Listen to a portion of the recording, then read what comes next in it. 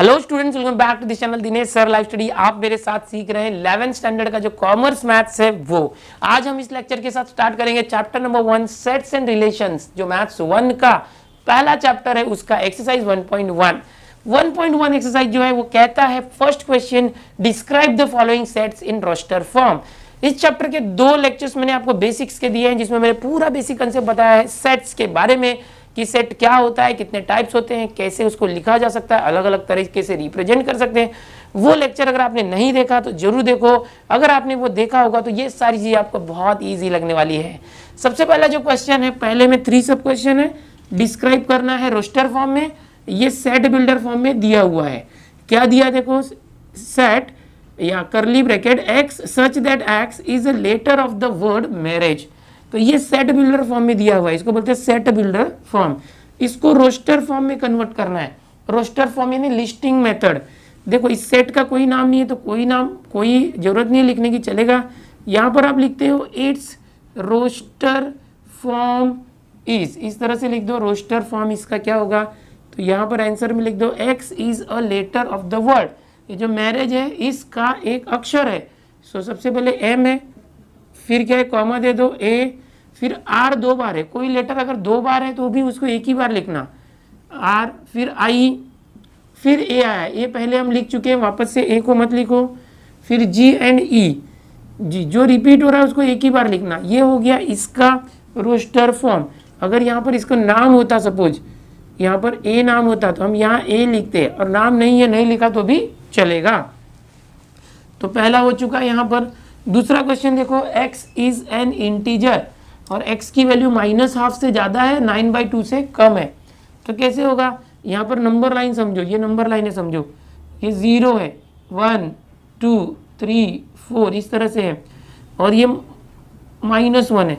देखो ½ मतलब क्या, 0 और -1 के बीच में, ये है ½ और 9/2 मतलब क्या, अगर 9/2 का हाफ करोगे तो 4.5 आता है। तो 4.5 मतलब 4 और 5 के बीच में ये रहा 4.5, 9/2। तो ये जो x है इंटीजर है। इंटीजर मतलब जो डेसिमल में नहीं होता, 1 2 3 4 5 -1 -2 ये सारे इंटीजर होते हैं, निगेटिव नंबर पॉजिटिव, पॉइंट नहीं होना चाहिए। तो अब यहाँ पर हमारा जो x है वो किसके बीच में, ½ से ज़्यादा है, और 9/2 यानी 4.5, 4.5 से कम है। सो ½ ये, इससे ज़्यादा, ½ से ज़्यादा इसके इधर, और 4.5 से कम। तो कौन कौन है, देखो 0 1 2 3 4 यहाँ तक है ये वैल्यूज।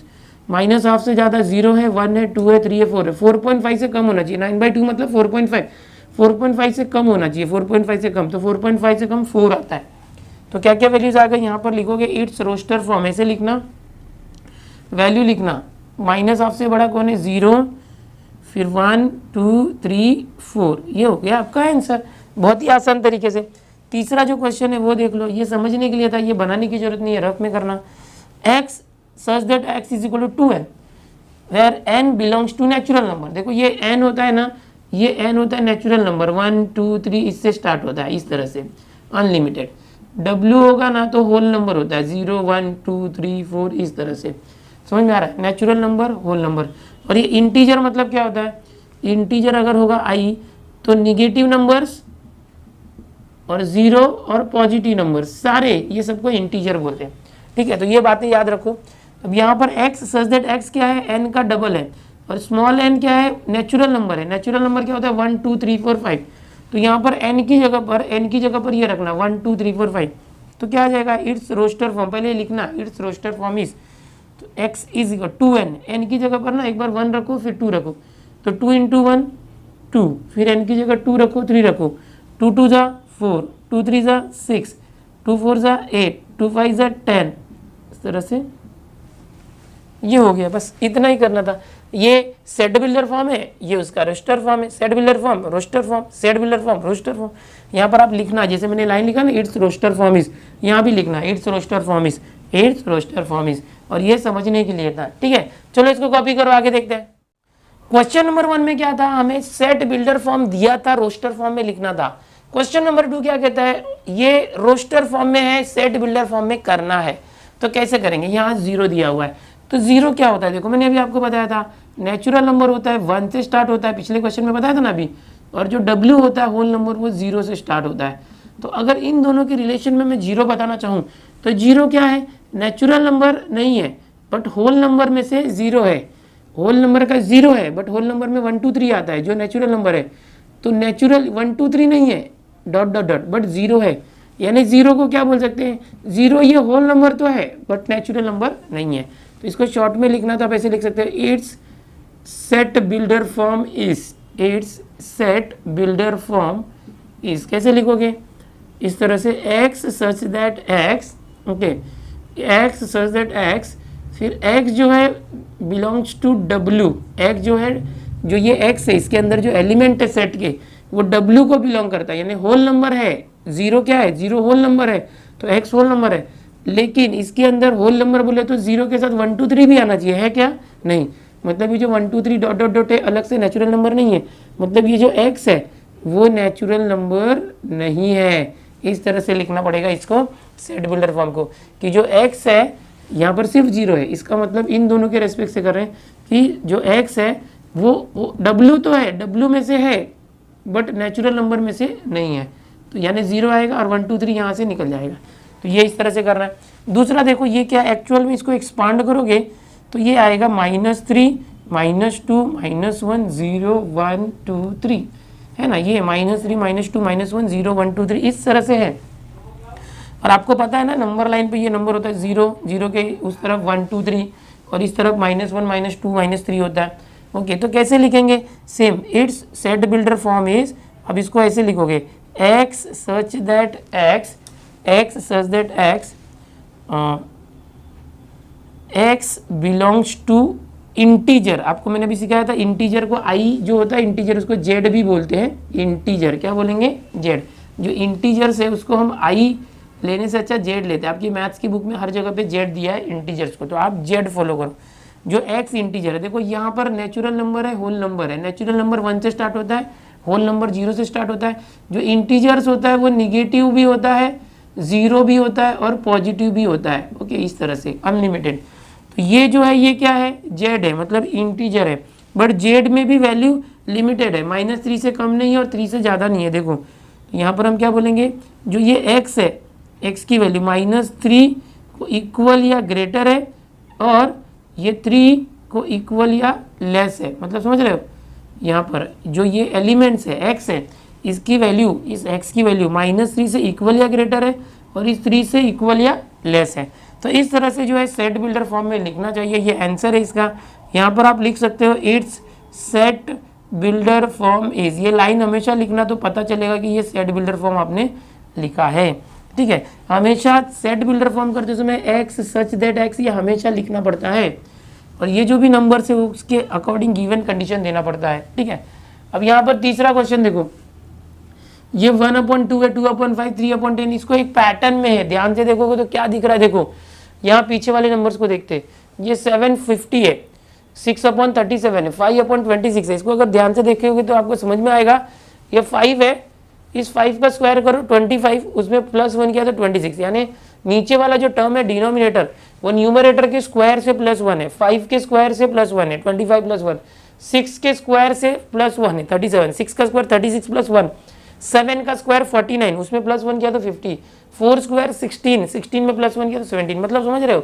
तो कैसे करेंगे, देखो यहाँ पर हम सीधे लिख सकते हैं, चाहिए तो इसको मॉडिफाई कर सकते हो, 1 और ये 2 को लिखोगे 1 का स्क्वायर +1, ये 2 है, 5 को करोगे 2 का स्क्वायर +1, 3 नीचे क्या होगा 3 का स्क्वायर +1, 4 ऊपर है तो नीचे 4 का स्क्वायर +1, मतलब ऊपर जो है उसी का स्क्वायर करके +1 नीचे कर रहे हैं, 5 स्क्वायर +1, 6 स्क्वायर +1, 7 स्क्वायर +1, ये हो गया।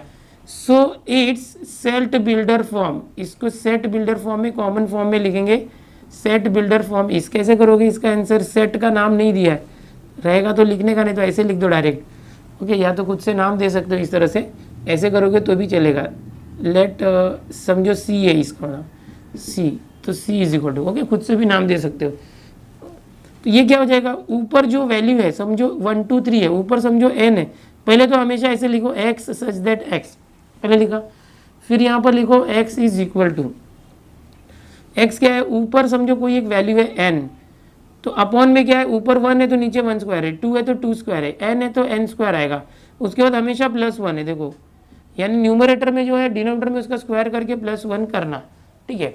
और यहाँ ऊपर जो वैल्यू है n जिसको ले रहे हैं 1 2 3 4 5 6 7 है, तो ये जो n है वो नेचुरल नंबर है, 1 से स्टार्ट हो रहा है, 1 2 3 4 5 6 7, देखो है ना नेचुरल नंबर 1 से स्टार्ट हो रहा है, लेकिन उसका भी लिमिट है 7 तक ही है। तो हम यहाँ पर बताएंगे जो n है वो 7 को इक्वल या उससे कम है, ये हो गया। कैप भी देना जरूरी है। तो ये तरीका होता है, सबसे पहले लिखते हैं हमेशा x सच दैट x हमेशा लिखोगे, फिर ये जो फॉर्मूला बैठ रहा है वो लिखोगे, उसमें जो ये n आपने लिया है वो n क्या है, नेचुरल नंबर है, वो लिखोगे, और इसका भी लिमिट है 1 7 तक ही है, तो ये लिखना जरूरी। ये नहीं किया तो मतलब आगे 8 अपॉन भी आ जाएगा 65, 9 अपॉन 82 सब आ रहा है, तो वो तो नहीं है ना, यहाँ पर 8 अपॉन 9 अपॉन नहीं दिया, तो कैप देना जरूरी है कि जो n की वैल्यू 7 को इक्वल है उससे कम है, लिमिट देना जरूरी है। समझ में आ रहा है? तो ये हो चुका है यहाँ पर क्वेश्चन नंबर 2 के अंदर 1 2 3 क्वेश्चन थे, कॉपी करो इसको, आगे देखते हैं। अगला जो क्वेश्चन है काफी इंटरेस्टिंग है, क्वेश्चन नंबर 3। यहाँ पर हमें ए बी सी 3 सेट्स दिए हुए हैं, तीनों सेट जो है सेट बिल्डर फॉर्म में है। कैसे पता चला, x सच दैट x है, इससे पता चला। इन तीनों सेट ए बी सी का हमें फाइंड करना है, A union B union C, और दूसरा A intersection B intersection C. तो ये करने के लिए ये जो सेट बिल्डर फॉर्म दिया है उसको लिस्टिंग मेथड या तो रोस्टर फॉर्म में कन्वर्ट करना जरूरी है। कैसे करोगे, देखो सबसे पहले ले लो यहाँ पर वी हैव क्या है, देखो सेट ए, सेट ए क्या है, x such that 6x square plus x minus 15 is equal to 0। अब यहाँ पर इसको सॉल्व करो अलग से उठा के, 6x square plus x minus 15 is equal to 0। कैसे सॉल्व करोगे, ऐसे दो नंबर लो, समझो यहाँ x स्क्वायर के साथ 6 है तो 6 यहाँ गया तो 6 15 जा 15 6 जा 90, ऐसे दो नंबर लो, 90 आना चाहिए मल्टीप्लाई करने पर, ये माइनस है तो माइनस 90, और प्लस करने पर या माइनस करने पर 1x आना चाहिए। तो देखो 10 9 सा 90 होता है, 10 में से 9 गया 1, अब ये बीच वाला प्लस है तो बड़ा वाला नंबर प्लस होगा। ये आपने 10th में सीखा हुआ है क्वाड्रेटिक इक्वेशन कैसे सॉल्व करें। ये प्लस 10x आ गया ये प्लस दिए तो ये माइनस रहेगा तभी सब्ट्रैक्ट होगा, minus 9x minus 15 is equal to 0। इसको सॉल्व करो, 2x कॉमन, यहाँ पर 3x बच गया, यहाँ 5 बच गया, यहाँ पर 3 कॉमन, 3x बच गया प्लस 5 बच गया, माइनस बाहर लिया तो माइनस का प्लस हो गया, सो 3x प्लस 5 एक साथ हो गया, फिर 2x माइनस 3 एक साथ हो गया इज इक्वल टू 0। अब इसको सॉल्व करोगे तो 3x plus 5 is equal to 0, this is equal to 0, और 2x minus 3 is equal to 0। Finally क्या आ जाएगा, ये 3x, ये प्लस 5 वहाँ गया तो माइनस 5, 3 इंटू ये आ गया तो अपॉन 3, एक स्टेप डायरेक्ट कर दिया, 10th में आपने सीखा हुआ डायरेक्ट। और ये 2x है तो माइनस 3 वहाँ गया तो प्लस 3, 2 इंटू यहाँ है तो अपॉन 2, तो x इज इक्वल टू 3/2 आ गया। तो यहाँ पर जो सेट ए था वो क्या हो गया, set A is equal to, उसके लिए इसको सॉल्व किया तो दो एलिमेंट आए, एक तो आया -5/3 और एक आया 3/2। तो ये मैंने सिर्फ सेट ए के लिए किया।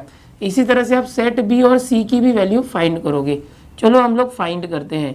ओके, तो सेट बी के लिए क्या करोगे, डायरेक्ट हम करते हैं ऑल्सो इस तरह से करके 2x square minus 5x minus 3 is equal to 0। देखो 2x square minus 5x minus 3 is equal to 0। So क्या आ जाएगा, 2 3 जा 6 आना चाहिए, 6 माइनस 6 आना चाहिए, 2 फैक्टर 5 आना चाहिए, तो 6 1 जा 6 और 6 और 1 5। अब ये माइनस है तो बड़ा नंबर माइनस छोटा नंबर प्लस, ये हो गया। सो ये हो जाएगा 2x स्क्वायर माइनस 5 है वो हो गया minus 6x plus 1x minus 3 is equal to 0। ये समझने के लिए था, 10th में आपने सीखा, फटाफट मैं बताऊंगा क्योंकि ये आप कर चुके हैं ऑलरेडी। ओके, तो यहाँ पर x माइनस 3 2 बार है, एक बार लिख दिया, 2x प्लस 1 एक बार लिख दिया equal to 0। So x minus 3 is equal to 0 और 2x plus 1 is equal to 0। So x is minus 3 वहाँ गया तो प्लस 3 और 2x, यहाँ पर देखो डायरेक्ट करते थोड़ा एक स्टेप, 2x से समझो, प्लस 1 वहाँ गया तो माइनस 1, और यहाँ जो 2x था 2 यहाँ पर आया तो डिवाइड, तो यह आ गया। तो अब यहाँ पर सेट बी है वो क्या हो गया, set B is equal to, देखो ये जो था ये क्या आया 3 माइनस 1/2 आया, ठीक है। तो अब ये सेट ए आ चुका है, सेट बी आ चुका है, इसको आप हाईलाइट करके रखो, आगे यूज होने वाला है। Set A set B. अब सेट सी के लिए करते, यहाँ पर फिर से लिखो ऑल्सो ये 2x square minus x, 2x square minus x minus 3 is equal to 0। Okay, अब ये 2 है ना वो 3 से मल्टीप्लाई होकर 6 हो जाएगा। सो कैसे होगा, जब फिर से -6 और उसके 2 फैक्टर -1 आना चाहिए।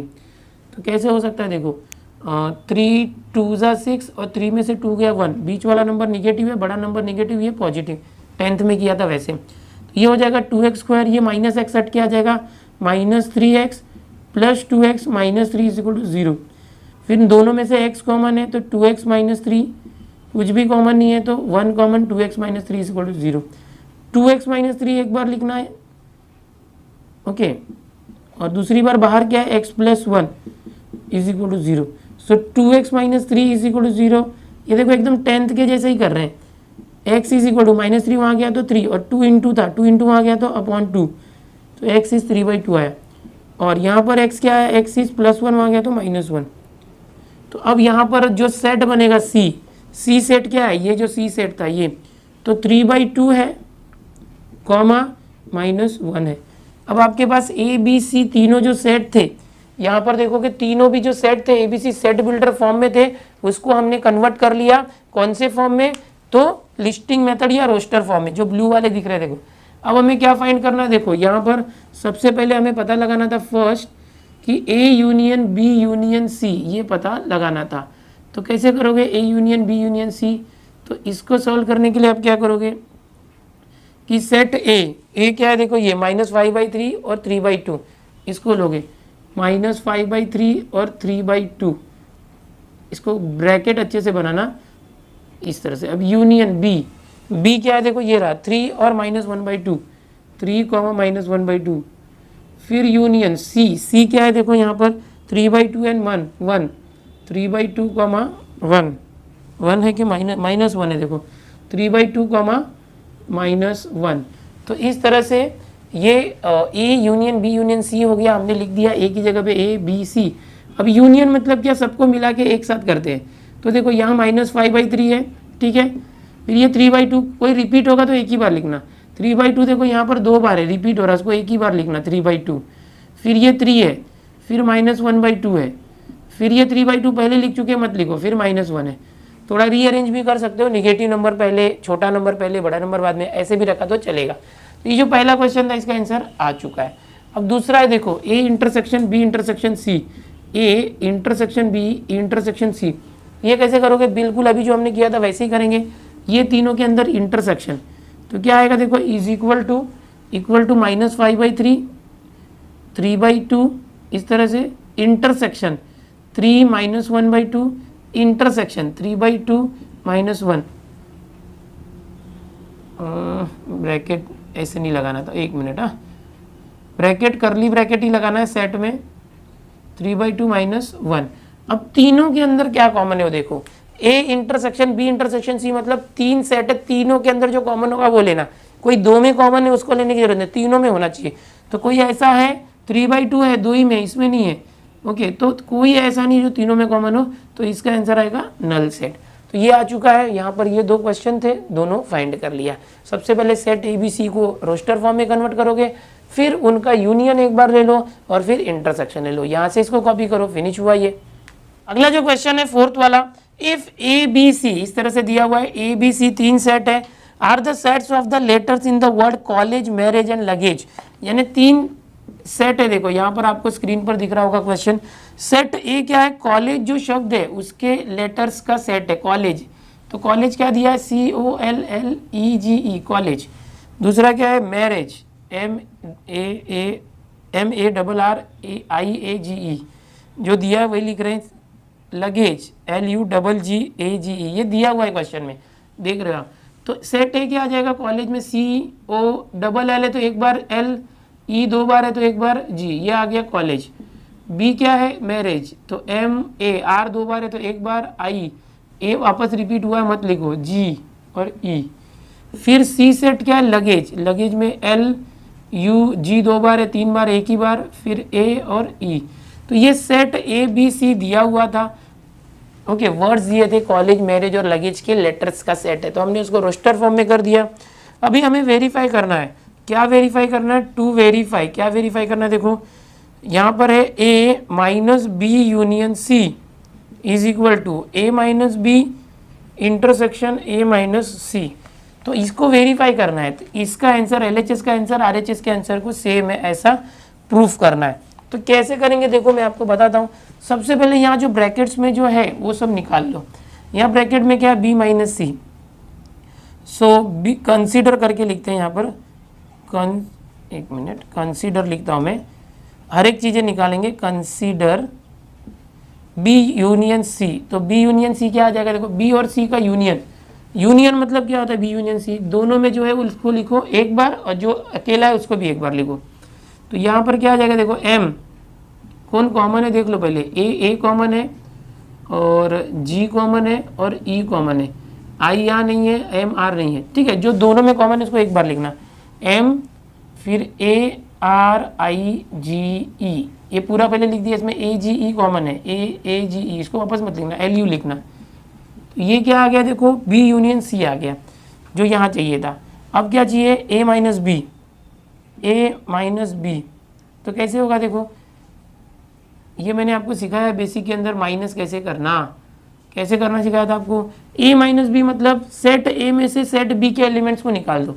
ए माइनस बी मतलब ए और बी में देखो कॉमन क्या है, यहाँ पर हम देखेंगे कॉमन क्या है। सेट ए और बी में देखो इसमें एक जी कॉमन है, जी, एक ई कॉमन है और सी ओ एल है, यहाँ और कुछ कॉमन नहीं है। तो ए माइनस बी है तो सेट ए पे ध्यान देना, पहले क्या है सेट ए पे ध्यान देना। सेट ए में क्या बचा, तो सेट ए के अंदर अगर देखो इस सेट ए के अंदर बी को निकालना है, ए में से बी के एलिमेंट्स को निकालना है, तो ए और बी में कॉमन कौन है, जी ई। तो इस जी ई को सेट ए में से निकाल दो, पहले सेट ए में से निकाल दो जी ई। तो सेट ए में क्या बचेगा, सी ओ एल। आपको चाहिए तो आप लिख सकते हो पहले ए माइनस बी, तो पहले ए के एलिमेंट लिखो सी ओ एल ई जी, ये हमने सेट ए लिख दिया। अब माइनस सेट बी लिखो, बी क्या है, एम ए आर आई जी ई।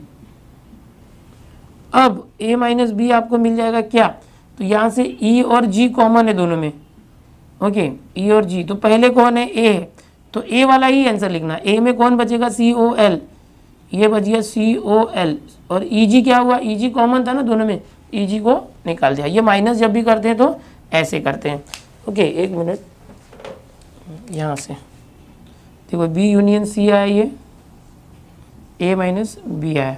अब क्या चाहिए, देखो ए माइनस सी चाहिए। सो ए माइनस सी कैसे करोगे, ए क्या था, देखो ए यही था कॉलेज, सी ओ एल ई जी था ना, ये सी ओ एल ई जी ए था। अब ए में से सी को माइनस करना, सी क्या है, एल यू जी ए ई, ये इस तरह से। अब माइनस करो, ए में से सी माइनस करो, तो देखो यहाँ से कॉमन क्या है, देख लो पहले तो एल, देखो यहाँ पर एल है, यहाँ भी एल है, ये एल है, हाँ। फिर यहाँ जी और ई है, यहाँ भी जी और ई है, सी ओ यहाँ पर है, सी ओ कॉमन नहीं है। अब ए पहले कौन है, ए, तो ए में क्या बचेगा वो लिखने का, जो कॉमन चीज़ है एल ई जी वो निकाल दो। यहाँ पर देखो कि एल जी ई, ये जो कॉमन है वो निकाल दो, और पहले ए है, ए में क्या बचा, सी ओ, सी कॉमा ओ, तो ये आपका आया ए माइनस सी। अब ए माइनस सी भी आ गया, देखो अब सारी चीज़ें आ गई है, ये दोनों आ गया, ये आ गया। अब क्या करोगे, अब हम लोग जो चाहिए ना LHS RHS वो करते हैं।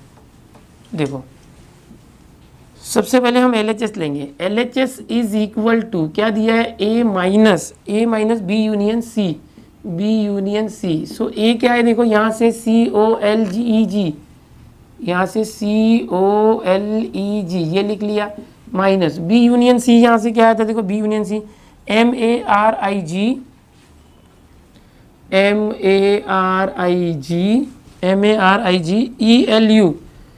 ELU ये आया है, ठीक है।